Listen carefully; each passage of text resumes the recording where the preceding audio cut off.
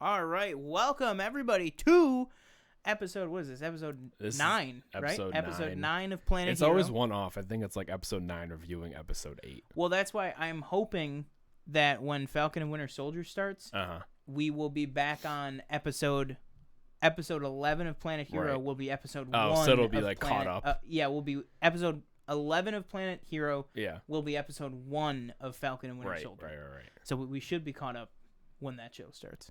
Yeah, welcome everybody. So this is kind of, what we were hoping this past week's episode of Planet Film was going to look like, because we are now on the 2 glorious HD cameras. Better cameras, yeah. Yeah, much better cameras. So TJ still looks, his... Also, look, if you want to say that we're not maintaining social distance, we are not... Yeah, that is... Can't even get my arm over there. He can't fit his head in there, Ivan. I need suits, not robots. Sorry. Somebody was quoting Justin Hammer on Twitter the other day, and I retweeted it, and I just said, Jack, try to fit your head in there. Ivan, he can't fit his head in there. God, I hope Justin Hammer comes back and what were we talking about? Armor Wars, right? Armor Wars, yeah. More Sam Rockwell in the MCU. Oh, sorry, I'm real spitballing here. What about an episode of What If where Justin Hammer becomes Iron Man instead of Tony? Oh my God. That would be I feel like great. He would like be an asshole the entire time. So. He cut himself in half. Remember? Yeah, he tried to he was like, I just want to say for the record that test pilot did survive. Actually, real quick, I was watching the interview with Don Cheadle and Mark Ruffalo for the Infinity War. Dude. I watched it. I was like, really? How did nobody was like, oh, and you could tell he like really feels bad because he's like, oh, am I like in trouble? Like, is whoever gonna like, how did they not kill that reporter? Yeah, and Don Cheadle's like, it just keep going, like, because Mark Ruffalo's like, can you like cut that, like, and Don Cheadle's like, just keep talking, like. But my thing, but I agree, like, how did that actually make it out? How did that make it to air? Yeah, it wasn't live, right? It wasn't like a live it was interview. like a junket. Yeah, like, how did anyone at Marvel approve that going out? I don't know. Maybe honestly they're like, they won't believe anything. Yeah, they won't believe it. They won't believe what Mark says. Because like that's the difference. Is like Mark Ruffalo like spoils shit, but then like the scene will get deleted, and they're like, what? Yeah, exactly. What is he talking about? Yeah. But then Tom Holland spoils real things. Exactly. Like the title "No Way Home," which we reacted to. You can go ahead and check that out on the trailer, or on the channel. I'm sorry. We are doing many new things at the Planet Film Network over here. We have a brand new channel trailer out. It's about 3 minutes long. You can take a look there. It shows all 5 shows that we are doing. Shows off, some of the stuff we got going on. So check that out. We also passed a big milestone this week with one of our videos, the Mortal Kombat. I think it's up to 350. Yeah, around there. The Mortal Kombat trailer reaction that we did popped off. Right. If I could use that expression, yeah. It went crazy. It was one of those things where within the first hour we were at like 20, and then we were like, whoa, that's different, and then it just kept going and going and going. Yeah, we're probably on the way to crack like 400 with it, but probably settle around like 400, 425 maybe. And we are seeing some subscriber growth from it, but not as much as we would like. But at the same time, we understand a YouTube video could get 1 million views on a random channel, and it could only generate 500 subscribers. Literally, yeah. It's hard to get people to press that button. But if you are joining us, press that button. Go ahead and subscribe to the channel. Make sure you hit the bell. And we will keep bringing you great content and great reactions, great reviews. As you saw, if you watch the trailer, we are doing something different where the reviews are migrating off of the main live show. And the reviews will be their own separate videos on the channel. It's going to give us a chance to do more reviews. Quicker reviews and more often for you guys. Yeah, like we're the main show will probably just end up being like news, and then we tend to like spitball a lot. So it'll probably just be more of that, and it'll probably stay to the regular time constraint of an hour and a half, maybe a little shorter than that, and then reviews will probably they're gonna end up as kind of like, I don't want to say like a companion video to those, to the main shows, but they'll probably be around 10 minutes or so. Yeah, something like that. Yeah, because that's just kind of how YouTube has gone now, where it's like shorter videos are more appealing to people. Yeah, generally. Yeah, definitely. And speaking of appealing, we're migrating those off of the main show because we've noticed a trend. We've been doing this for almost a year now. We've noticed a trend that kind of the live chats, the live streams we've only been doing for like 6 months, but with the live streams in the past 6 months, we've realized we kind of see a downward trend in chat interaction once we start the review. Just because, I think it just feels a little more formulaic. Right. Like people are like, all right, this is the time now where we kind of sit back and watch the Listen, show. yeah. But we really want the live shows to be something where we are completely engaging with the chat throughout the entire thing. And we've also noticed the reverse, that when people are chatting during the reviews, we don't have as much time to glance over and take a look at it as we do when we're just kind of freely, conversing or speculating about stuff. So we're just trying to make some changes to both do the content that we're passionate about, the movie reviews and stuff, and reactions and stuff, and also make the live shows fun for you guys to enjoy and be a part of. And as you can see, we have a slightly new look, a slightly new overlay, new intro for the show. I promise you it will not be changing again anytime soon. I took pretty much all of yesterday, and by all of yesterday I literally mean like 18 hours straight.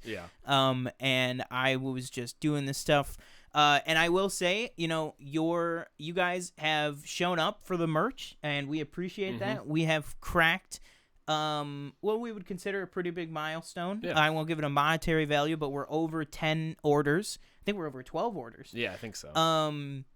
And we have a pretty cool design coming that will be on there for a while, that I think you guys will like. We might even have that design ready, to show you guys maybe at the beginning of next month, maybe a little bit later than that. But we will let you know. Right now on the merch store, I think we have stickers on sale. We have the logos for each of the shows and then the logo for the network. Those stickers are on sale for $4.49 each. So, you can get those, collect that. And we also hit another milestone with the merch, which is we unlocked our first new item, which is water bottles. Oh, cool. We're not selling water bottles yet, but maybe by the time this episode airs tonight, I might throw it up on there too if you guys want a Planet Film water bottle for you. With that, I think that's all the housekeeping that we had to talk about. So we can go ahead and get on to the show. So with that, TJ's gonna give us the IMDb and some of the info. All right, so we're gonna be talking today about WandaVision episode 8, titled Previously On. Runs 47 minutes. The episodes are always a tad shorter than that for actual filming. So usually like this one, I feel like was around 37 or 40 maybe. Aired Thursday or Friday morning, 3 a.m. Midnight if you're Pacific Coast. And the description is: Wanda embarks on a troubling journey, revisiting her past for insight into her present and future. Directed by Matt Jackman, written by Jack Schaefer, Laura Downey, and a few other people. Starring Elizabeth Olsen, Paul Bettany, Kathryn Hahn, Julian Hilliard, Jet Klein, Josh Stamberg, Deborah Jo Rupp makes a little cameo real quick. And David Payton, basically everybody.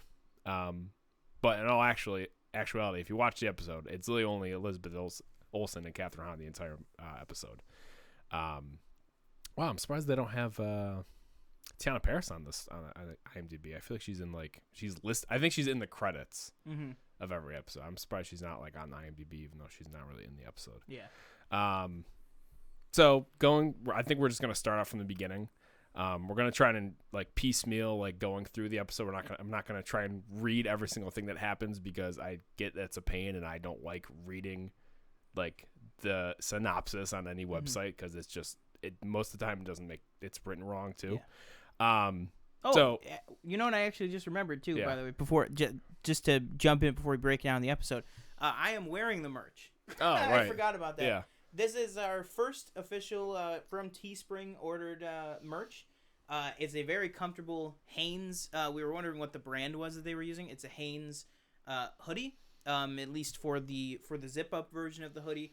We're not sure for the pullovers yet.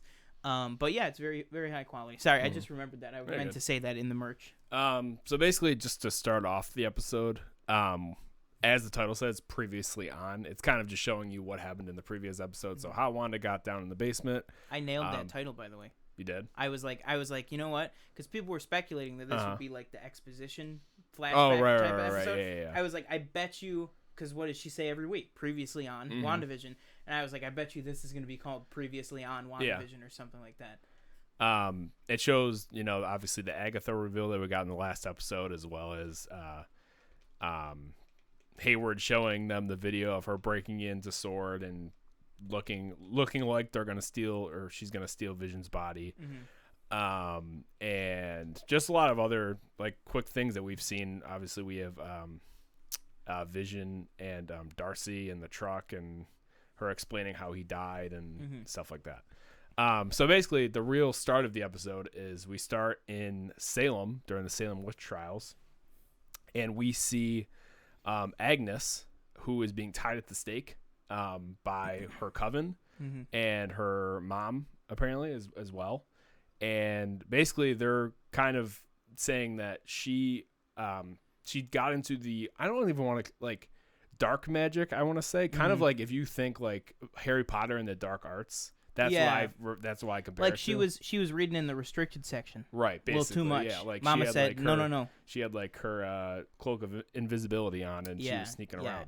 Interestingly enough, can you tilt that just so I can see? Okay, so we're not there yet, but in this scene, we can talk about it because we're kind of jumping around. In this scene, you see that everyone who's trying to subdue her is shooting out some blue magic. Right. Hers is notably purple. When she overtakes their magic, it turns them like you can tell they kind of shoot magic at her to kind of bind her up. And she kind of turns those binds into like nooses, if you will. Like so basically they're all kind of shooting this magic out of their hands, trying to, it looks like, drain her almost, like what she does to them. And she starts yelling, like she acts like it hurts almost, and then she quickly is like, this isn't bothering me anymore. And she, basically sucks up their life force. Basically I compared it to Raiders of the Lost Ark at the end when all the Nazis melt. Absolutely. It's kind of like, it's very actually pretty creepy. And then her mom flies up in the air, and who's clearly like the coven leader.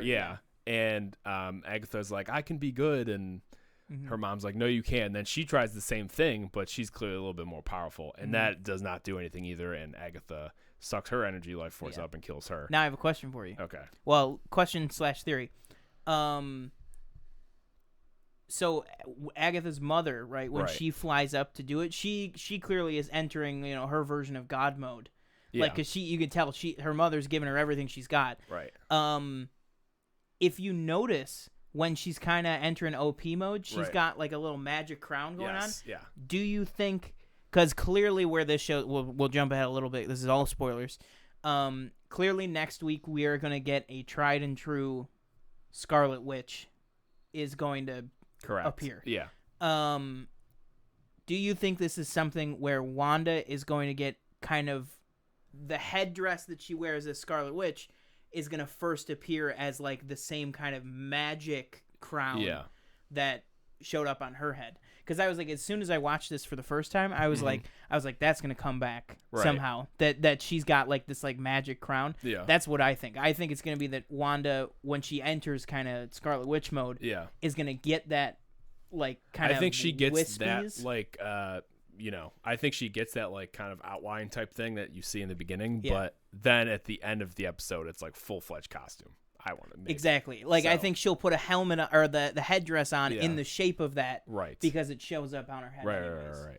Or maybe they just make it, she can manipulate and create reality. Maybe the headdress physically appears on her head when she's entering that. So the next scene is basically where we left off in the previous episode, where it's Agatha has Elizabeth Olsen, Wanda in the basement, and is basically like, she just wants to know how she's doing what she's doing. She's like, you're literally like, I think she calls it magic on autopilot. Yeah. Where it's like you're literally taking over this town. She's like, bending you're this reality. controlling people miles away. Yeah. Like, how are you doing this? Yeah. Like, and I keep calling her Elizabeth Olsen, even though it's the actress name. Yeah. Wanda is like, I don't know what you're talking about. Mm-hmm. Like, I don't know how like any of this is happening. And then Catherine says, what does Catherine say? I don't know. What does she say? No, okay. I was kidding because her name is Catherine because you were saying Elizabeth Olsen. And then Agatha's like, she kind of shows off these different like magic, I don't even know, hexes, spells. She's like, you're doing all this magic, yeah, but you don't even know. And then Wanda tries to mind control or mind read, I think, because Wanda's not doing the hand thing. Her eyes just start glowing. Her hands are also tied behind her back. Yeah. So. And Agatha's like, that's not gonna work here. Don't you recognize? Like, don't you know these are runes? Like, I ruined you, bro. And Wanda's like, what? Yeah, like, exactly. I don't know what that like. So it's kind of like we're dealing with classically trained sorcerer, not even sorcerer. I'm gonna call her a witch because. In this universe, I would say sorcerers is Doctor Strange, witch and wizards is whatever this is, which is clearly not the same kind of magic. And then you see her taking like the fly that we saw towards the end of the last episode. She's kind of making it do these things, crawling on Wanda's face, and then she turns into a bird. It's very Harry Potter-y. Very, and then she grabs the bird and throws it, and the rabbit eats it. Senor Scratchy went. He eats it, I'm pretty sure. He grabbed it. Now, that guy did not start his life as a rabbit. I originally I don't know who that is. When she got the fly, I thought she was gonna turn into like a human. Like I thought it was like I thought that might be the reveal. Because she said like she did like whatever the control spell is, right? And then she did transfiguration. Yes. And I thought same thing. I thought she was gonna turn it into one of the kids or something, right. or say this is one of the kids. Yeah. And I was like, whoa! But she just turns it into a bird. Yeah, and then we kind of hear like the distant screams of the kids throughout the episode, which I thought those would be fake.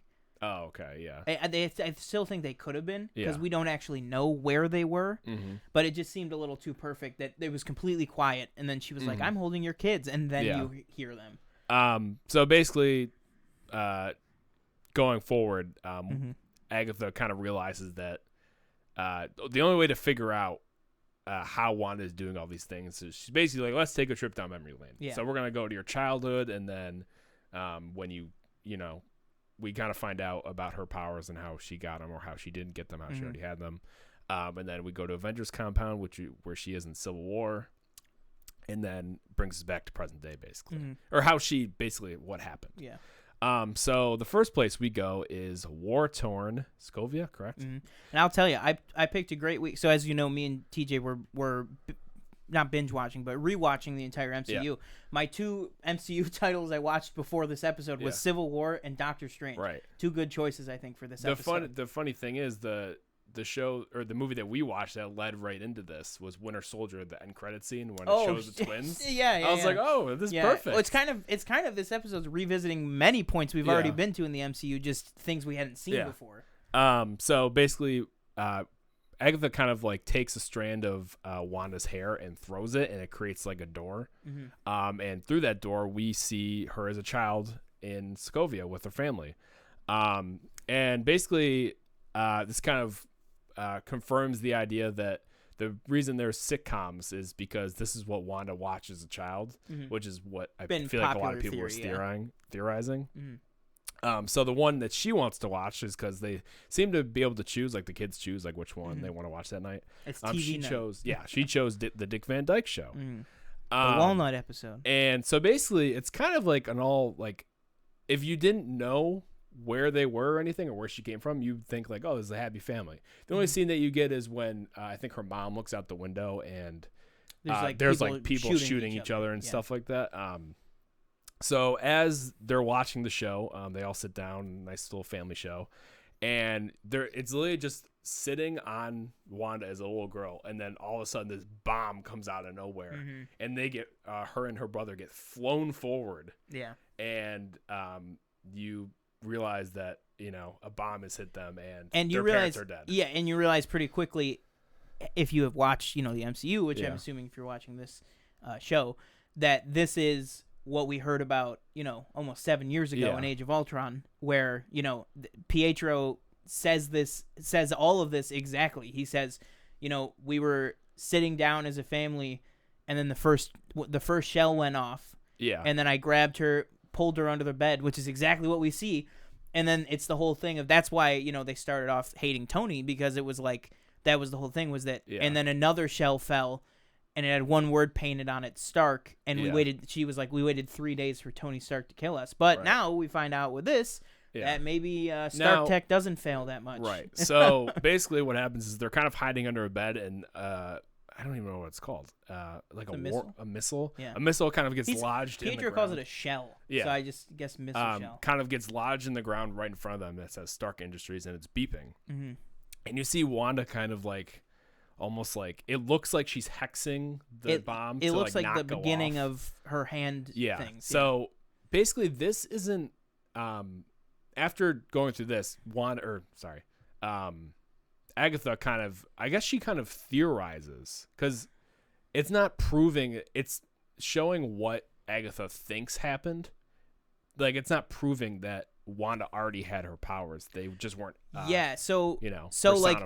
So the big thing is that I've seen online is that people are like, well, no, it does, like, whoa. When I was watching this episode for the first time, I was like, oh, there you go. They just confirmed that Billy and Tommy are not the first born people with powers in the MCU. Wanda was, meaning there are probably many more mutants out there. But then Agatha says, so what I see here, like you said, it's Agatha theorizing. Yeah. Wanda doesn't really give any input to this at all. She just kind of goes along with it and tells Agatha what's happening because, she wants her children back. And I think Wanda kind of gets caught up in everything and just kind of starts going along with it. But what's it called? Agatha says, so what I see here is, a child witch, unsure of herself, who saves the thing, and then Wanda's like, no, that can't. And who has years of therapy at it. Yeah, and then she was like, no, Wanda's like, no, that can't be it. It just, the shell was defective. It just didn't go off. Right. And it's like, I'm sorry, but Stark weapons, if they do one thing, they kill people. Yeah. But so like you said, that's just what Agatha's takeaway was. And I've seen people online be like, well, no, she wasn't a mutant. They say in the episode she's a witch. Right. And it's like, that's just what Agatha is suspecting. Yeah. She, clearly Wanda, and this is before Agatha realizes who Wanda really is. She said, so what I think so far is just, you're just a little amateur witch with whatever. And then you realize, no, she is much more than that. So I think she could definitely still be a mutant, and I think that's what this is setting up. Yeah. So after they kind of, Agatha kind of does her theory and everything, she's like, well, clearly this isn't the answer, so we need to keep going. Yeah. So basically another door appears, and it's a Hydra door. Yeah, it's a Hydra door, and Wanda's like, I don't want to go back there, and she's like, you gotta take your medicine, like, I'm gonna hit you with it again. You ready? Yeah. So you ready? Yeah. What? I'm gonna hit you with it again. Okay. Agents of S.H.I.E.L.D. Agents of S.H.I.E.L.D. Exact same door design as many Hydra bases we've seen. Literally the exact. I don't know if it was a real physical door or just a CG asset, but exactly the same thing. And I was like, all right. So all right. This takes us kind of into this kind of lab where we have these two Hydra scientists who, like, I don't think they're not anybody, right? Like, they're not. No, I was like, I saw from behind. I was like, is this supposed to be like Dr. List and Baron von Strucker, the two guys from Age of Ultron? I was like, is this supposed to be them from the back? Yeah. And then when they flipped over, I was like, oh no, never mind, never mind. So basically, it's kind of, you see Wanda in this like kind of glass container or glass. I don't even know what you want to call it. Kind of like a test chamber. Test chamber, yeah. And we have what stone is it? The Mind Stone, correct? Yeah. So we have the Mind Stone, kind of just kind of floating above this like just like pillar thing, and so you hear like the two scientists go, okay, like now go and touch the stone, and the one scientist is like, okay, come on, like everybody that's touched this so far like hasn't survived, and the guy's like, shut up, like just so she kind of walks up to it and gets close. And it's kind of floating. It's blue, but then it breaks apart and it turns like yellow. She can see, because we find out in Age of Ultron that the blue gem was just a housing, just like the Tesseract, just like the orb, just like the Aether. It's the housing of the Mind Stone, and she kind of sees it. She sees the Mind Stone come out of the shell, right? Which clearly doesn't physically happen. Right. It's more like she can see the vision of, pun intended. She can see the vision of it, happening in her mind. Or, I mean, we don't really know. It could have physically happened, and then, her power is just so strong, it went all back together. Right. So either one. So as she kind of goes near it, it breaks, and it's clearly the Mind Stone. It's yellow. She's seeing the raw and Mind it basically Stone. kind of explodes in her face. And I don't know if I can scrub the image well enough. Basically coming out of the Mind Stone is this like image of silhouette. Well, it's not even just a silhouette, because I have seen people edited it. There we go. Yeah, that it is her. It is her. Like people have lightened the whatever their Photoshop. What do they do mastery, in photo? Yeah. They like lighten the image, up the saturation, down up the contrast, or whatever they do. Yeah.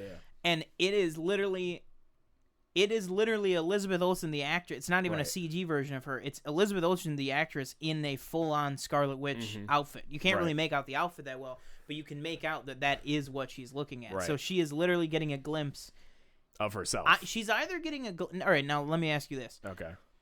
Clearly this whole, jumping right to the end of the episode, but we're kind of jumping around here. The whole, Agatha is like, you're the Scarlet Witch. So this is clearly like an Anakin type. Yeah. Prophesized one, the foretold being, something like that. Do you think in this moment she's seeing a literal future version of herself, or do you think that this is just what everyone sees? I think this is what everyone sees when they talk about the Scarlet Witch. Possibly, yeah. I think this is what everybody sees. Yeah. Maybe, I don't know, because the only reason we're seeing her is because somebody enlightened the image. In the actual show, like her character. Yeah. So like maybe people know, like people have seen this imagery before. Yeah. And they're like, that's the Scarlet Witch. One day she'll show up. But we don't have Photoshop in 1683. Or maybe you just whoever that would happen to, they would just see themselves.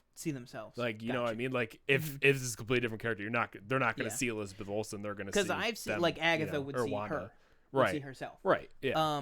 That's what I would. Because I've seen people that are like, they think like Agatha means like the Scarlet Witch is like the most powerful wizard or witch, at that time, or like it's a mantle or whatever. And I'm like, I don't think so at all. I think this is definitely like a terrifying prophecy that Agatha, well, we'll get to in a little bit, but I don't think that I think there is only one Scarlet Witch, and it's her. I honestly was kind of, the way she words it at the end is like so like that's kind of like one, but I also thought maybe that it was kind of like a thing passed down almost, like, because the headpiece that she's wearing in that vision is the same one that you said her mom kind of has in the beginning. Same kind of vibe. So that's why I was like, because, they didn't call her the Scarlet Witch. Like maybe her mom was the Scarlet Witch of their time. Exactly. That's what I was thinking. So basically she sees that vision, it kind of like explodes in front of her, basically the Mind Stone, and she gets knocked down. Also, shout out the cinematography in this show and in this episode specifically and in this scene specifically is fantastic. Now this I want to talk about here. So basically it kind of they show her like kind of locked up in a cell, and you see the two scientists kind of reviewing the video footage, and they see like as Wanda begins to walk up to the Mind Stone, she kind of disappears, and they don't know, like they're kind of like, how did that happen? Like she walks up to it. There's like a frame drop where she's not there. Yeah. And then the next frame, she's just on the ground. Right. Yeah. So just like she's editing the show, did Wanda do this? Oh. Just like she's editing I assumed it was Darcy like, it almost created like a separate like dimension type thing. Or do you think the Mind Stone did it itself? I thought the Mind Stone did it itself. I could be wrong. It's very interesting. Yeah. But it's very interesting that it's the exact same thing we've seen with the show that she created. Like, this is something I don't know if we'll ever get, like, an answer to. Like, I think it might just, like, happen. Yeah, like, I saw people theorizing, like, okay, well, if she clearly only survived this experience because she's the Scarlet Witch and because, she had that vision and stuff, how did Pietro That's what people survive? are wondering. That's what I've heard, yeah. I like the theory that Pietro didn't get his powers from the Mind Stone. He didn't survive this experiment. she gave him powers and was like, you're not dying, and I'm not letting them kill you. Like, but just like, everything that happened in Westview, right? I don't know if Wanda knew she did that. Right. You know what I mean? I don't know if Wanda knew that she was the source of Pietro's powers. Right. That'd be interesting to see. Because it just doesn't make that much sense for Pietro to also be able to survive this experience. Yeah. You know what I mean? Unless it could be, that he's also a mutant, naturally born. So basically, we see Agatha and Wanda are kind of like in the cell.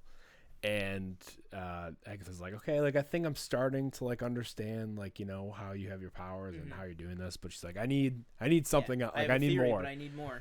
So the next door, everyone on YouTube watching WandaVision. Yeah, the next door that appears is the Avengers compound in Civil War. Oh, bro. And was this a cut scene? I thought somebody said this was a deleted scene or something. No. From Civil War. Brand new. So basically they walk in and Wanda's in her room. She's sitting on her bed watching Malcolm in the Middle, and Wanda says, "This is the first house that Vision and I shared."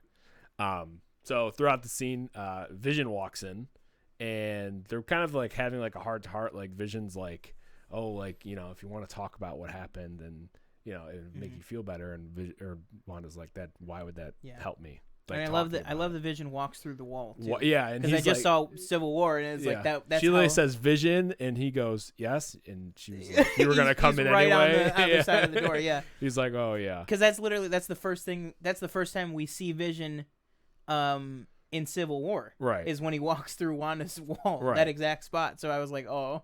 And they kind of have like a heart to heart. And what is the one line that everybody like? Was like, oh my god! Well, over. Paul Bettany just delivers the what should be the completely Emmy winning lead actor in a. God damn! I swear to God, if they put this in like musical or comedy, and not drama, I'm gonna throw hands. He's giving a fantastic performance with all this just great monologue to her about grief and stuff, and he basically just says. He kind of does that Vision kind of tilt of the head and look, and he says, what is grief if not love persevering? Persevering, yeah. And it's like damn. what is that? Like, Martin Scorsese, go lick a rock. Like, what are you talking about? This is not, and I'm not saying that cinema, because this is a TV show, obviously. Well, as close to a movie as a TV show literally has ever or can ever be. Sans Mandalorian. And even before he says that, like he sits down, they're watching Malcolm in the Middle, and I guess Bryan Cranston's character is just like build like what's it called? Yeah, it's this great episode. I recognized the episode as soon as I watched it. I was like, God, I gotta rewatch Malcolm in the Middle. He's like trying to redo somebody's deck in the neighborhood. Okay. Yeah. And he's like he like thought he was getting it all put together, but then it all false. Yeah, and Vision's like, why is that fun? Like, isn't he why seriously why injured? Is the grievous injury funny? And she's like, well, it's a TV show because he's not actually hurt. Yeah. And he goes, well, how can you be sure that he's not hurt? And she goes, it's not that kind of show. Oh, and I was like, that was like that had to have been a very meta moment. Like, it's not that kind of show. And like you said, he kind of goes into is like, well, if you want to talk about, like, I don't know what you're feeling. But if you want to talk about it, I would like to know like how you're feeling. And of course she's like, that's not going to help me in any way. And then he says that like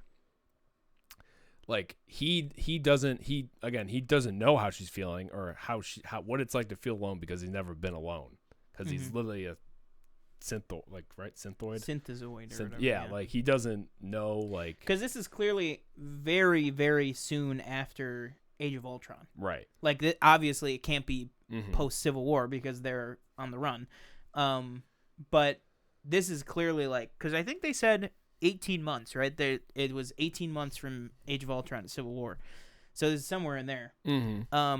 Which, by the way, Marvel, fill that gap in with a movie or something. So it was clearly, it's basically Wanda describing way how before there, like the loss of all this. So the loss of Pietro is very fresh, right? And very fresh. I mean, and she's been experiencing this. She lost her parents, obviously, and then she lost her brother. Like it just kind of keeps hitting her. Like little did she know she's about to lose somebody else, but twice. Twice, possibly 4 or 5 times. Yeah, and basically, like you said, Vision's like, well, it can't all be like sadness, right? Like, and what was the line again? Can you give it to me again? He says, what is grief if not? He says, but what is grief if not love persevering? Yeah. If you're going to make, like, in my opinion, if you were going to make an Emmy campaign, this is the episode you would for both of them. For both of them, yeah. And then Catherine Hahn is supporting. Tip your hat to, yeah. Catherine Hahn is supporting. And so basically, we kind of after they talk and stuff, there's another scene that happens in the show that they're watching, and Vision laughs, and he's like, "Was that funny?"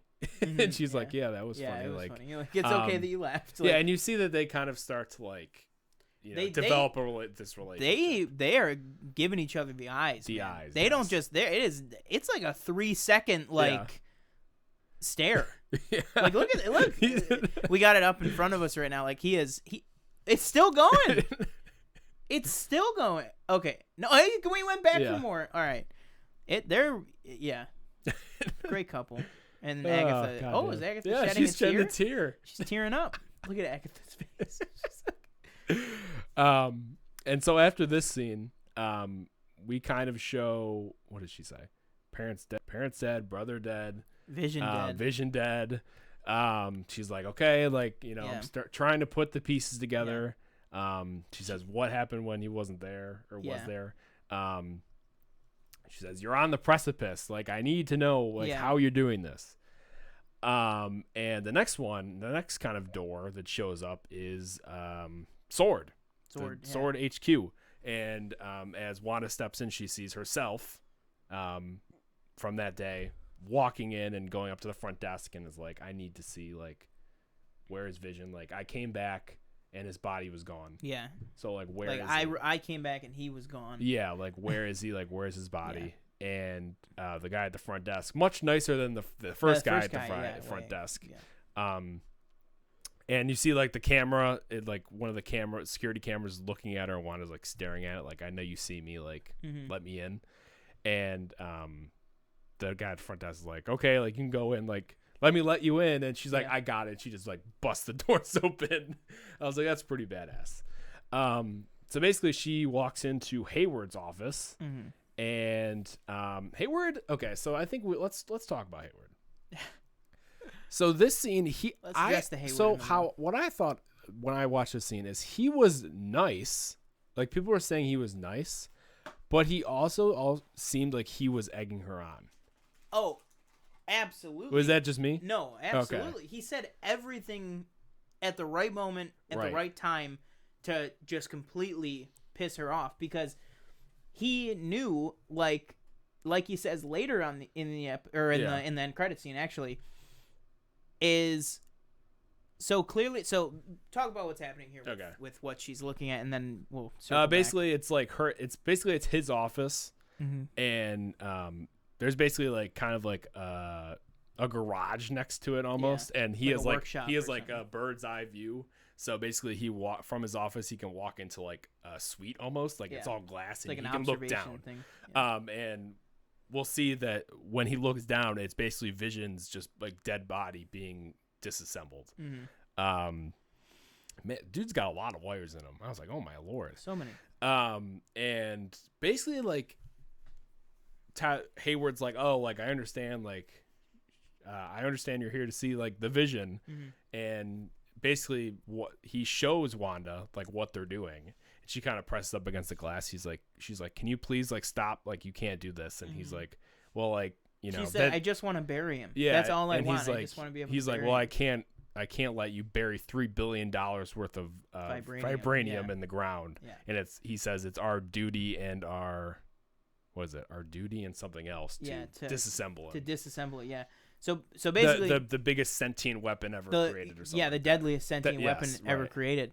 And so basically, we know this because we know Darcy uncovered the Project Cataract, which was, trying to bring Vision back online. Correct. So I think what we have here is, it had been 5 years, and actually, let's say 3 years, because I don't think Maria Rambeau would have approved of this. Oh no, I hope not. No.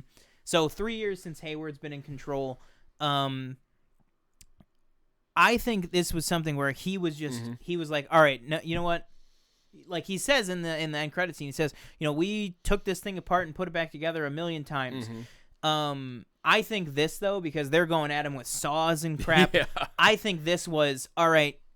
We've done everything. Right. Scrap it. Use the vibranium for something else. Yeah. Like I think that's what we're looking at. And now this, as soon as he heard that she was back. And as soon as he, saw her come in and stuff. See, look at this look. He's like, did you see that look right there? Yeah. He's like, he is like, this is it. This is the last thing that we haven't tried. Right, yeah. But she is somehow maybe going to, look at, he's staring right at the back of her head.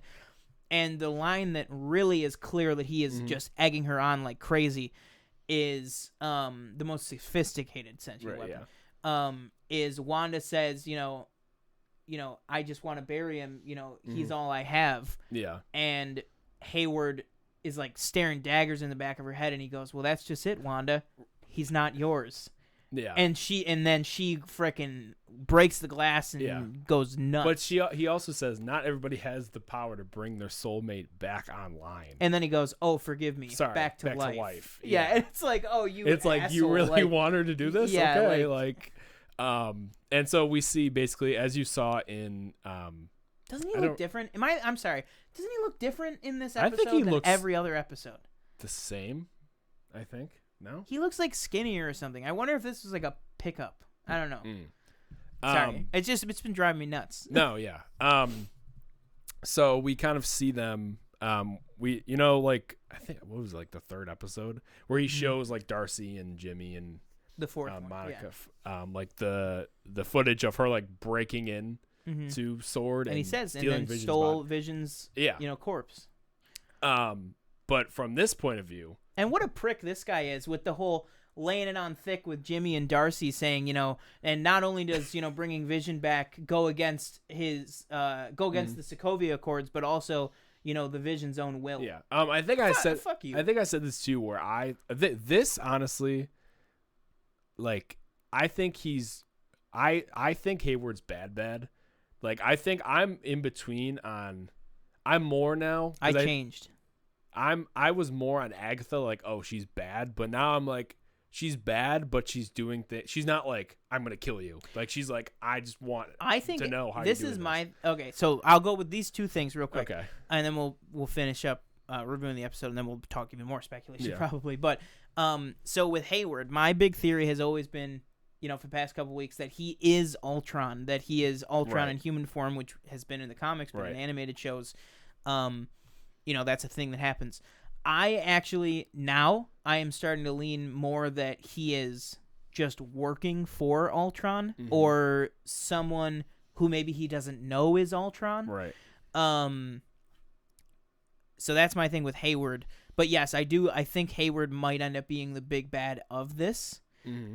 Or it might not be Ultron. It might be someone like Mephisto. Right. Or like Nightmare or something like that, who doesn't have a body, doesn't have a corporal form. Because Vision even refers to himself as his corporal form was, this body built by Ultron, that kind of thing.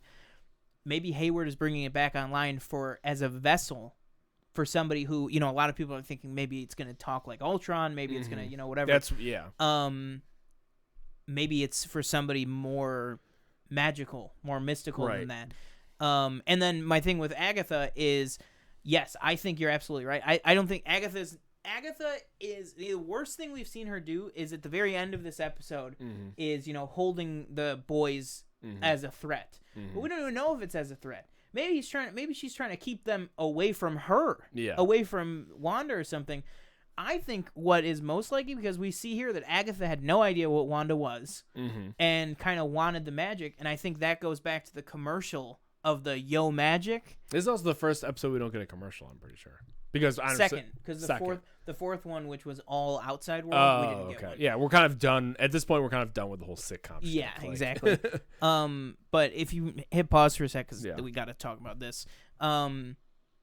That's my theory with Agatha, is that Agatha thought, oh, who's this witch? I'm gonna go in, steal her magic, just like she did back in Salem. Like, oh, I'll just suck off her magic, take it for mine. Yeah. Well, I don't know. Take it for mine, and then, be on with my day. Yeah. I think Agatha is in over her head. Mm-hmm. I think Agatha's like, oh shit, what the fuck? Like, what is? Oh my god! Like I think Agatha was just like, oh, this is just some really powerful witch. Mm-hmm. Let me get her, and then I'll go on with my day. And now she's like, this is way bigger than anything that I was ready to deal with. That kind of stuff. And then we got basically we got to talk about this. She kind of walks up to, she kind of breaks the glass, and they all point a gun at her, and Hayward's like, no. Let she's got to see it. Yeah. Yeah, and she walks up to Vision's basically dead body, and his head is decapitated from the rest of his body. I mean, all his limbs are. Mm-hmm. And he's kind of laying there, the dead Vision face that you saw in one of the previous episodes, and his skull is crushed in, and she basically kind of like she kind of touches him, but does like some sort of magic it's thing. the same thing from the very first thing of them in Infinity War. Oh, where she's doing the hex to his head, and that's the whole thing with them. Like, what do you feel? And she's like, I just feel you. Right. And then that was the same thing he said when she was killing him. Was right.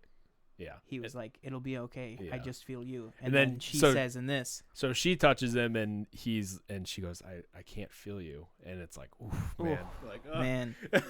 Well, because I sent you a tweet this morning, like, the two of them being hidden out in, where were they? Glasgow, right? In Scotland. Infinity War. The battle at Endgame. Right. And this. To Wanda Maximoff, her perspective of being blipped in that 2 weeks ago. From this moment, 2 weeks ago, in her perspective, they were together on the run in human form, going to get a kebab in Scotland, and then what's his name had to impale Vision right in front of her, and that was the start of it. Yeah. Which also that's my question. So Vision, obviously, he's like. We'll talk about it when we get to the end credit. I just have questions like, where did they get the extra vibranium to patch him up? But we'll talk about it. So we see her leaving the compound. She gets into her Buick. Yeah. Red Buick. Red Buick. Really on the nose. At least it's not an Audi. And there's you see a letter type note sitting there on the passenger seat. Yeah. Now originally I thought maybe somebody dropped that in her car, but I think it was already there. Yeah. So I think she had some errands to do that day. Right. So basically, oh my God, you know what I just thought of? She wanted his body to bury him.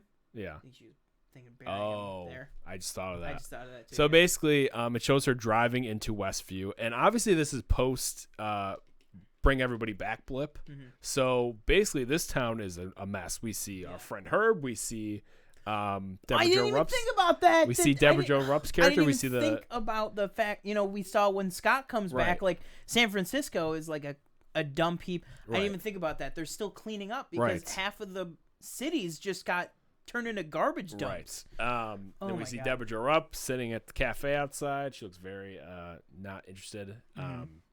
We see the mailman as a pizza guy, it looks like. Yeah. Or like a DoorDasher. Yeah, so basically she's just kind of driving down the town or driving through the town. Mm-hmm. One person we don't see Dottie.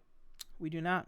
So I'm really interested to see if anything happens with that character. Mm-hmm. The actress was like a couple weeks ago. She was like #Where's Dottie? Oh, and it was like maybe she filmed more and they cut her. I don't know. Can you imagine? That she it didn't know until it wasn't to build hype. She was just like, "Why did you cut my scene?" Yeah. No, literally, where is Dottie? That's because we saw her trimming her plants, I believe, in like an episode or two ago.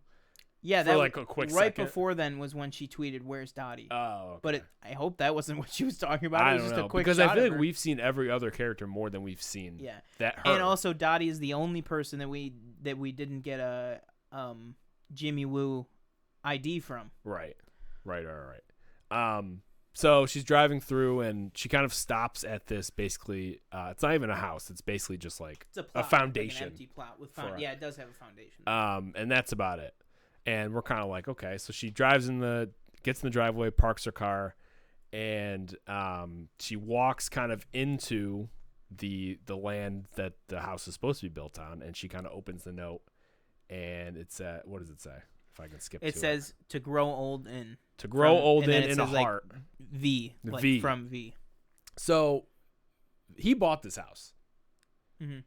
He must have bought this house when they were hidden out in Scotland to be like, listen, when all this crap with the Sokovia Accords blows over and stuff, this is where we're gonna live. Yeah, and because it's close enough to the Avengers compound. It's kind of it's again they punch you again in the gut. Man, they punch. Listen, I do not mean this. All right, I'm just gonna say this. Okay. I don't mean it how it could be interpreted. Yeah. Bad things happen when this girl when she drops to her knees. You know what I mean? We saw in Age of Ultron. Yeah. The same thing when Pietro died. She fell down to the ground and just eviscerated like a city block. Right. Basically, worth of Ultron bots. Like they just completely evaporated, basically. And then we see the same thing here that she just cannot take it anymore and just drops down. And it's granted to Wanda Maximoff and the Vision. Like I'm not like Vision. So is Vision his last name? Because his first name's The. Yeah. Because so his initials are TV. Oh shit! I never thought about that. Wow. What's it called though? Because in the comic books, in the comic book that's like Vision Domestic Life, it's called The Visions. Mm-hmm. So it's like their last name. Mm-hmm. I wonder. So basically, it kind of shows her she's visibly upset after she looks at this. That's a word for it. Do you think that's the first time she saw that? No, I think she knew. She just wasn't ready to face it. Because like maybe he told her where it was, but she didn't. She didn't look at the deed or anything. So basically, she kind of walks further in and she drops to her knees, sobbing. Basically, drops the deed, and basically she kind of just explodes this hex energy. And then this. Oh, sorry. Can you pause that for a second? Yeah. So that shot that we see though, where she drops down to her knees, that is the quick insert shot. If you remember, back way earlier in the season when Monica in episode 4, when Monica's talking about like it's just grief, it's all I feel is grief. It's just Wanda. We see a quick shot of that. We see her on her knees crying. We saw that all the way back in episode 3. It was like a half-second shot. And now we finally know where it's from. That we saw that in like episode 3. I remember that. And in this episode, we're also getting shots that we saw in the trailer that we hadn't seen yet. Like in the second trailer, I think it was like the midway point. So basically, she kind of explodes this hex energy and it builds the house around her. And so as this house is building, she kind of, I think she drops to her knees again. Or no, she kind of just like falls and she's standing there and she lets out this even bigger one, which it shows basically her turning everything around her. Her creating the hex. 60s, basically. 50s, whatever it was. The first decade. And so we see like the movie theater pans, the car changes to a different model of car. The Main Street or whatever. Right. Changes. And everything's changing around her. And see. Car changed, movie theater changed, this storefront changed. And as this is coming back. Yes. So basically as it comes back to her like kind of like freaking out. And this whole hex like going around her, you see this kind of yellow, this other like yellow color, which we saw with the Mind Stone and what's it called in like the laboratory. Yeah, and it's basically her. It's a sketch and it's Vision. So it's basically saying she didn't take Vision, she made a Vision. Yeah. Okay, so here's my thing. You ready? Yeah. Infinity War, right? You're familiar? Right. You've seen it. Now pause that for a sec. That is almost the exact reverse shot of when she is holding off Thanos and what we think is destroying the Mind Stone. I think she absorbed the energy. I think she absorbed the Vision aspect during that. I think this is literally all the energy she took from the Mind Stone when she killed him the first time. I think this is that. So I don't think that this is clearly it is she created this. Yeah. But I don't think it's a complete fabrication out of nothing. I think that's literally part of Vision was living within her power. Now, something interesting. Which is like I don't know how she bends her back like that. I can't even bend that far way back. There has to be like a thing right there holding her up. Probably, because you see honestly. how far back she is? Like I'd fall down. But yeah, we see kind of her again, I don't think we got this in the trailer, but it's kind of Vision forming. We got the shot of her going like this. Yeah. Like popping up from it. But we never got any of this, clearly. And basically kind of forms Vision in the black and white color. Mm-hmm. And I love like when he's like, he goes, Wanda. And oh my God, I was like, whew, you got me on that one. And basically this is basically showing how this Big Papa, right? Yeah, the TikTok is hilarious.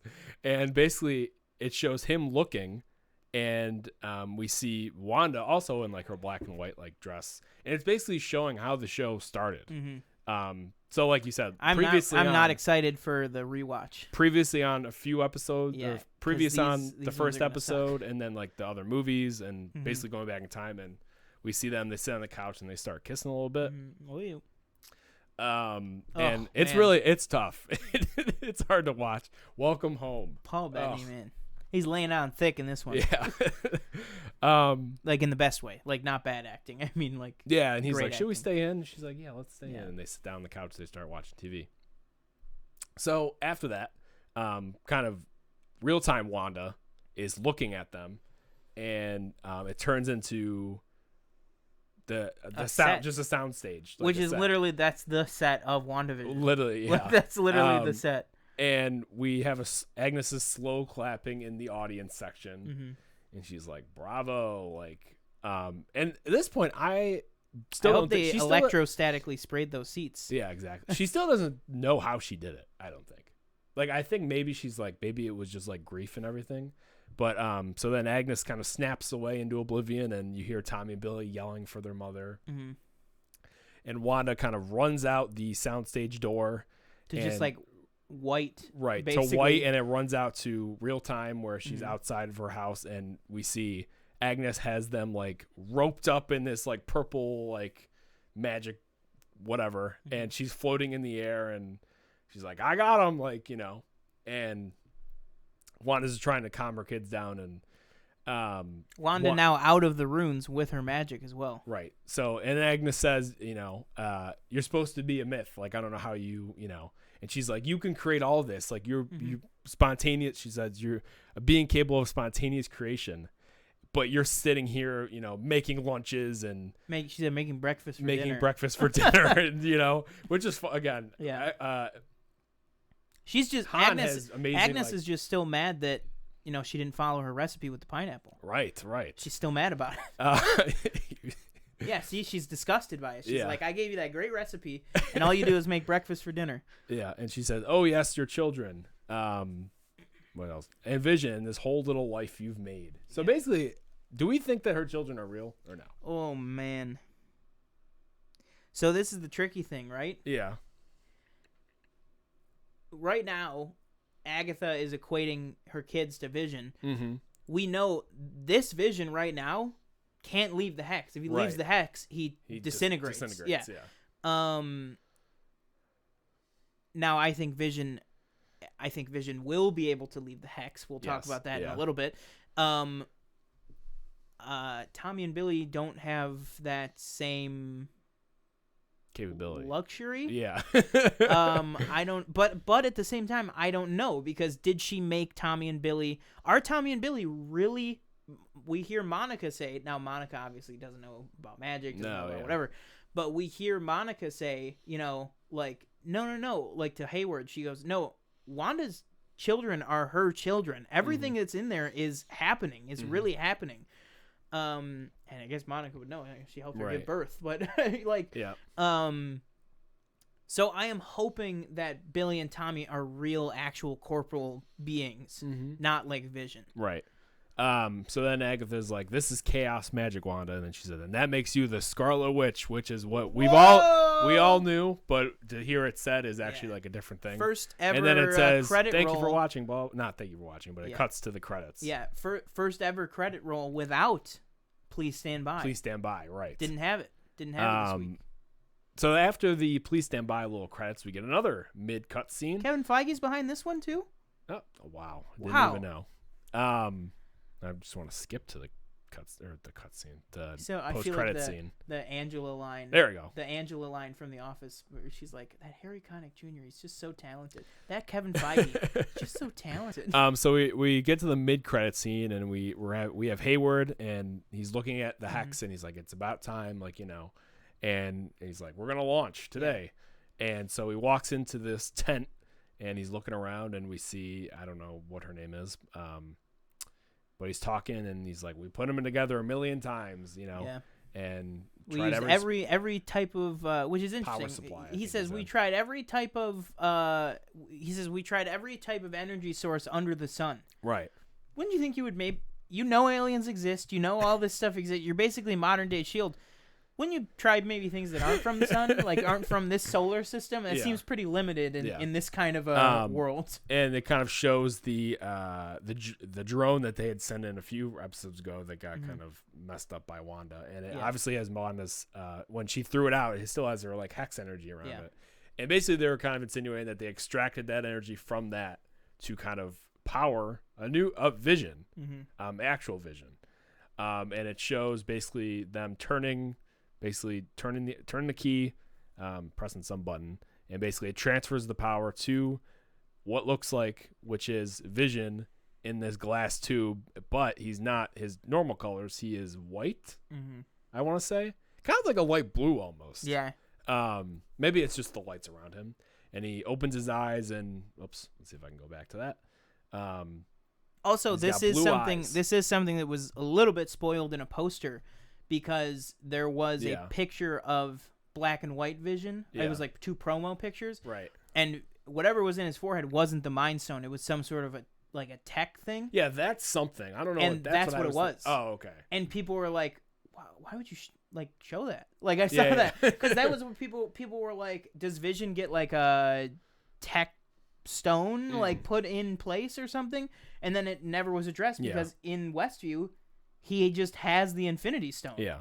But now this leads into the whole theory that, again, with the cameos, Paul Bettany said, I can't wait to work with this one actor. I've wanted to work with him my entire career, my entire life. And people are now theorizing after seeing this mid-credit scene that he was talking about himself. Which I think would be very funny. Yeah. I feel like only somebody with as much charisma and attitude and big papa-ness as Paul Bettany could get away with something like that. Yeah. To be like, get all the fans riled up, and then it's just like, Paul, like you, like he's just working with himself. Yeah. Now I honestly I will subscribe to that theory until they show me that that's not until true. It's somebody else. Yeah. Because I'm not getting my hopes up. Yeah. I'm just assuming that he was joking around and talking about himself. So basically, after this, that ends the episode, the entirety of the episode. Yeah, that's it.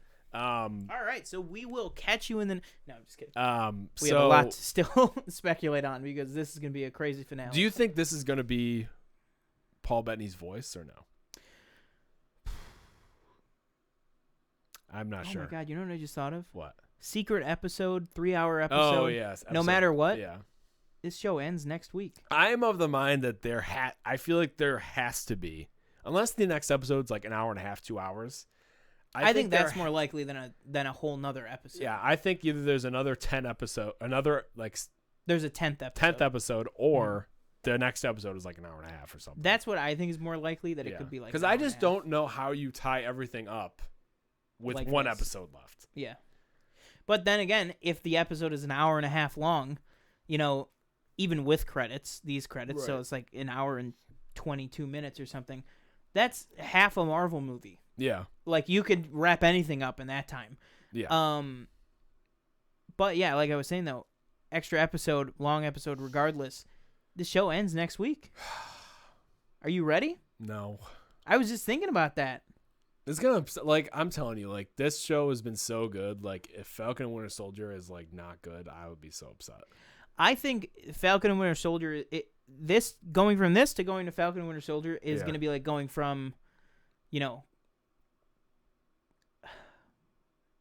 I want to be kind. Okay. I want to be like, it's like going from like, what the hell was that, Guardians of the Galaxy, like to like, oh, Winter Soldier again. You know what I mean? Like that kind of thing. Yeah. Like that kind of thing. It's gonna be like, what the hell is this Soldier show? Be way more grounded than like what exactly. WandaVision is. Because it's more of a political plot, more of that kind of thing, right. which is fine. It's just a different type of show. Yeah, that's the versatility of the MCU. Yeah. So do you think this will be the Paul voice? Bettany's voice or no? Man, like what if he just begins to talk and it's just like James Spader? Like I don't think that's what it'll be, but I think that'd be crazy. Again, that's a whole thing. They'd have to get into that, which I don't know if they do that within another movie or something. Well, here's the thing though, is that James Spader, you know, it's been Ultron parentheses voice, right? Yeah. And I was like, well, that doesn't even make sense because, like, when he was Ultron in the movie, like, he did the motion capture, like, all that stuff. Like, he did more than just the voice. If it's not Ultron's body, if it's Paul Bettany's body, then, James Spader would just be doing a voiceover. Yeah, which then confirms that Hayward is the big bad. Yeah. Maybe. Unless you still get Mephisto, which I think it's getting very, very less likely that you get either, like you said, Nightmare or Mephisto in this show. I think that's going to be... I think Doctor Strange 2 is where those come out. Yeah. These are the pawns have been put out. Yeah. We're going to get more crap going wrong in Loki. Yeah. We're going to get more crap going wrong in Spider-Man 3. See, now, but if you have... And then Doctor Strange 2 will be... You have Ultron. If you were to have Ultron controlling this Vision, where do you put that villain? Where would you think? Like, because I feel like this Ultron isn't a enemy for Doctor Strange. Could be something that maybe Ultron is working for.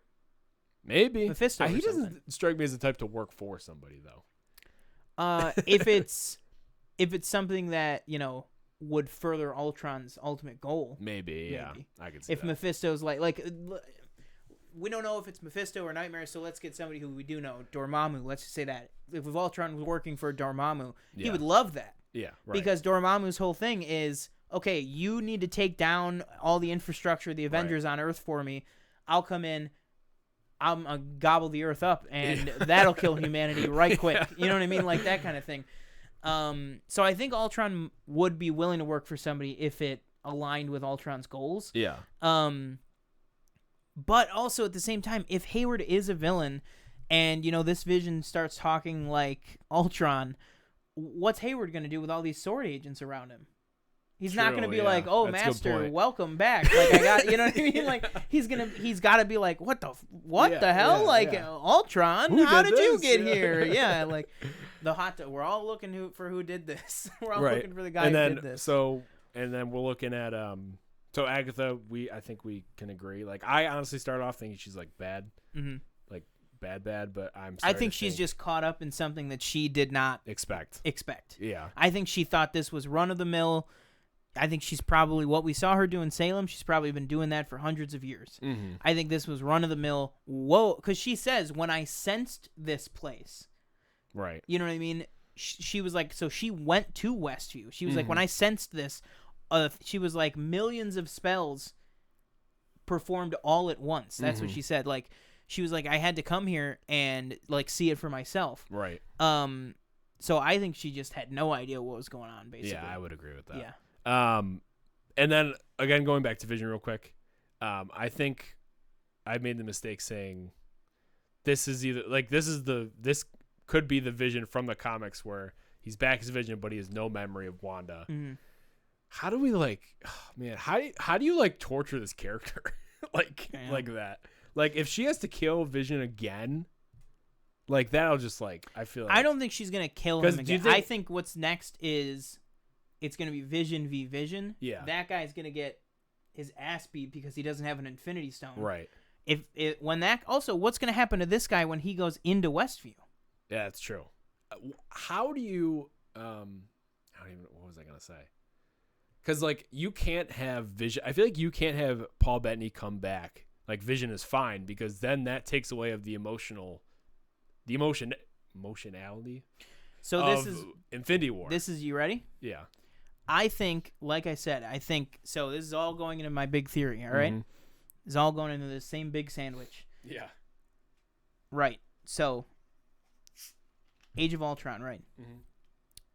Infinity War breaks / absorbs the Infinity or the Mind Stone's power / Vision's like essence or whatever you want to call that. That's now in her, right? Thanos reverses time, brings Vision back, but that doesn't change what happened with Wanda, right? Because we've seen the way that the Time Stone works is it only affects what's directly around it. And Doctor Strange, right, when he's doing the thing with the apple, making the apple bite and then go back and stuff like that, it's not changing everything around him. He's not reversing all of time. He's just reversing that one thing.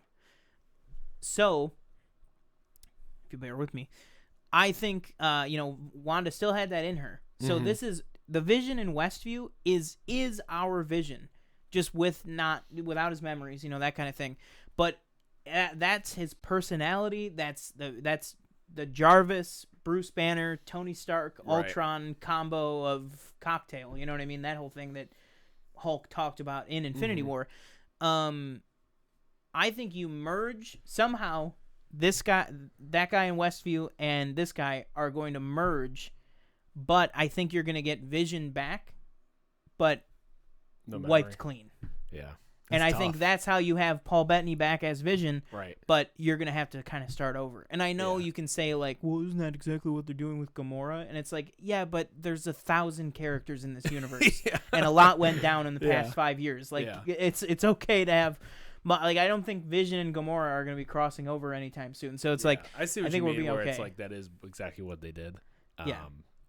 Except they took that Gamora from a different timeline. Yeah, exactly. So it's different. Like it's completely different, really. But it's like just the same thing. Like you're bringing a character back, but the conceit is you don't have the memories.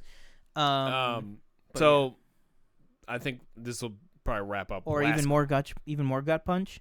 Yeah. Keeps the memories, loses the personality. That'd be tough if you get like completely different. I know I loved you then, but what the hell? I don't love anything. Yeah, Bye. Exactly. Oh my God. So I think to wrap it up, can I just get like a final? What do you think? Final theory of the last episode. I think we get Doctor Strange. Okay, I'd agree with that. I think you have to. I don't know how you would not. Yeah. I think you maybe get. We know you get Doctor. Maybe Strange. Doctor Strange in like a post credit. Maybe. Yeah, something like that. Yeah. Mid credit. Because I don't think Doctor Strange is going to come in to like mop up a mess or something. Because then that takes away from Wanda's powers.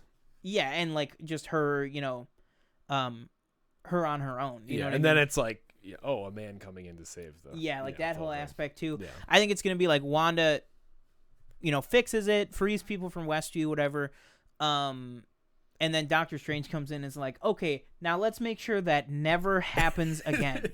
Because like I said in this, it's Agatha's like, oh, you don't know anything. Yeah. Like, you don't know what a rune is. You don't know what a binding spell, like that kind of, like, so I think it's literally going to be, like I have talked about, the babysitting adventure with Doctor Strange and Wanda. I think he's going to have to teach her how to do magic. Yeah. Like, listen, I didn't realize that you were like, a magic person. I thought you were just like whoa, like like the Fietro said, it's better than doing the red wiggly woos out of your hand. Like, maybe Doctor Strange also falsely kind of identified it and was just like, oh, she's just kind of got magic, but it's more like just manipulation stuff. Right. Now he's like, crap, I need to teach this girl and rein it in, like that kind of thing. Also, shout out to the Star Wars design on the top of that case. Little Star Wars Solo Story Dryden Voss crossover. But yeah, that's my thing. That is my guess. Yeah, that, and I don't think Agatha is the big bad. I think maybe we get a team up, because I think Agatha might realize she is in way over her head, and is like, well, listen, this guy's trying to kill you. Yeah, and she's kill everything way over her head, and she doesn't. And Wanda also doesn't know like anything about what she's talking about. And also Wanda, so it's like she's in over her head. She can't beat Wanda on her own. Yeah, and she doesn't even get the satisfaction because Wanda's like, "What are you talking about? Like, what? Like, I don't. Okay, great. Like, like Agatha's not gonna be like, I killed my whole coven and my mother. Like, Wanda's like, what? Okay. Good for you. Like, I don't know. All right, what do you think? What's your big theory for the end? I think Doctor Strange definitely comes in. I think mid-credit scene just kind of like take her, and then we lead into Doctor Strange 2 or Spider-Man. Assuming that, again, Spider-Man, we're very... I think we're like 95%. Most of the people that are watching MCU are like, oh, Spider-Man is definitely multiverse somewhere where we get Toby, Andrew, etc. I'm iffy on Mephisto now. I'm more on the Hayward big bad train than Mephisto or Nightmare. Hayward big like bad, but probably working either in league with somebody or for somebody. Does Doctor Strange come in, or maybe in Spider-Man, when we've got that shot that looks to be Agatha's basement? Do they come in and go, "What is this book?" It could be something like that. I think. I still think there's a slim chance that I mentioned a few episodes ago that we get Chiwetel Ejiofor in the last episode. A big theory that I've seen that would fit is the whole Too Many Sorcerers thing. Yeah. I mean, it's not even. I mean, it's a meme, but it's like it's not even a joke. It's like that is what he's been doing. Yeah. And also, I think you would have to say that Mordo was somebody who was snapped. Right. Because it's like you'd think, he would have progressed a little further, at this point. Taking that one guy at the end of Doctor Strange 1. Like almost a decade since the first Doctor Strange, because it starts in 2015. Right. So, and we're now we're in 2023, right? And so, but I think that would be cool. That would be a great way to tie it into Doctor Strange. Maybe Chiwetel Ejiofor shows up, not Steven. Yeah. Which would be very. Maybe he tries to recruit Wanda in some way, shape, or form. I don't think she would ever go with him. But what if Mordo comes in and kills Agatha? Oh, that'd be right. I don't think I think Agatha, because Agatha's like a bad character, but she's a fan favorite. I think Agatha might last longer than this show. You think so? I think maybe, because I feel like everybody likes her. Like I feel like everybody loves Catherine Hahn playing that role. She's a huge fan favorite. Yeah. I mean, like what's Agatha the song? All Along? Agatha All Along. Oh, yeah. Everybody loves that. It's a bop. Bop. But yeah, I think there's a chance that maybe Agatha lasts like another movie, like maybe makes a cameo in like a movie or something, or maybe it's like a recurring character, but it's never like front and center, like she was in this. I can see that. But yeah, I think Doctor Strange or Mordo shows up. Somebody shows up. So question. So I think we can both kind of assume that we are feeling like Paul Bettany was referencing himself. Yeah. But do we still think that there is room that there still is a cameo?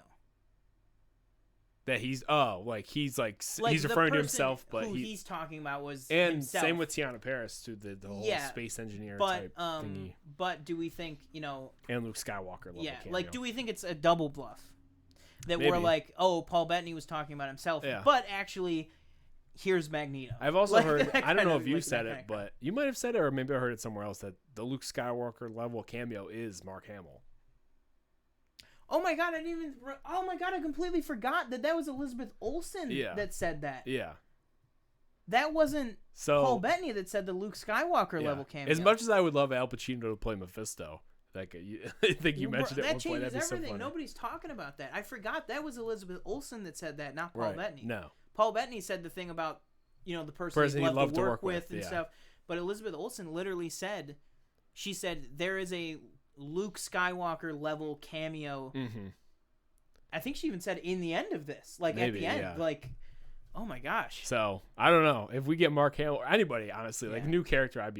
I don't think it's. I don't want it to be Mark Hamill only because I want Mark Hamill to play Doc Ock in the MCU. Okay. So I'm kind of jumping off the Reed Richards, John Krasinski bandwagon. I think that's not happening. Yeah. Maybe space engineer. It's too random. Maybe this I don't even think you. Again, like they said, that script isn't even written yet. Yeah. They're finding writers. They don't even, Yeah. And I just don't think you introduce that character at the end of the show. Yeah. Especially when a solo movie would be so far along. Yeah.